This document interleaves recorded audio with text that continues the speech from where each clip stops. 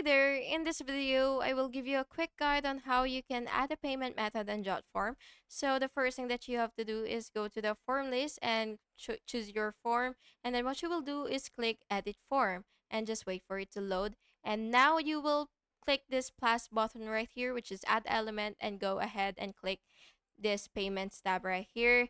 And what you will do is choose a payment gateway. You can click the one that you want. For example, Square, PayPal, Authorized.net, Stripe, and so on. So you can actually just pick from this list. So for example, I would want PayPal as my payment method. So what I will do is I will just have to choose it, and then you will have to, of course, connect your account, and then you will just have to click the payment field, which is right here, and then the payment settings will open, and then you will click connect and you will sign into your payment provider, and that's just it. And then you will, of course, set the payment type, and you will just choose whether sell products, subscriptions, donation, or user defined amount, and add your products if needed.